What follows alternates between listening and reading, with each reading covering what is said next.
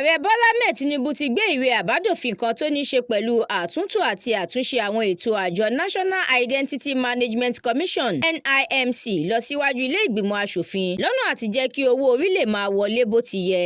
Àbádòfin tí ààrẹ Tinubu gbé ṣọwọ́ yìí yóò jẹ́ kí gbogbo ọmọ orílẹ̀-èdè Nàìjíríà nílẹ̀ yìí àti lókè òkun fi orúkọ sílẹ̀ kí wọ́n sì gba ìwé ìdánimọ̀ NIN gẹ́gẹ́ bí ọmọ Nàìjíríà tòótọ́.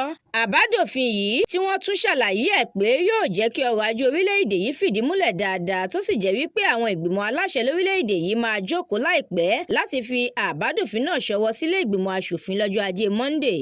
Olùbádámọ̀ràn pàtàkì fún ààrẹ lórí ọ̀rọ̀ ìròyìn àti ọgbọ́n àtinúdá ìyẹn Báyọ̀ Ọ̀nànúgà ló ṣíṣọ lójú ọ̀rọ̀ yìí nígbà tó ń bá àwọn oníròyìn sọ̀rọ̀ ní ilé ìjọba l'Àbújá pẹ̀lú Ortega Ogba tóun náà jẹ́ olùbádámọ̀ràn àgbà lórí ìmọ̀ ẹ̀rọ òde òní àti ìbánisọ̀rọ̀. Ọ̀nànúgà ní àwọn òfin tó wà nílẹ̀ báyìí tó ní ṣe pẹ̀lú ìfẹsẹ̀múlẹ̀ ọrọ̀ ajé orílẹ̀-èdè yìí kò dín ní 20 níye léyìí tí wọn yóò máa ṣàgbéyẹ̀wò rẹ̀ lọ́kọ̀ọ̀kan èjèèjì.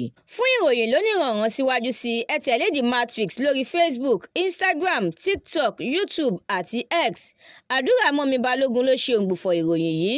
Ẹniọlá Sálíù lórúkọ mi.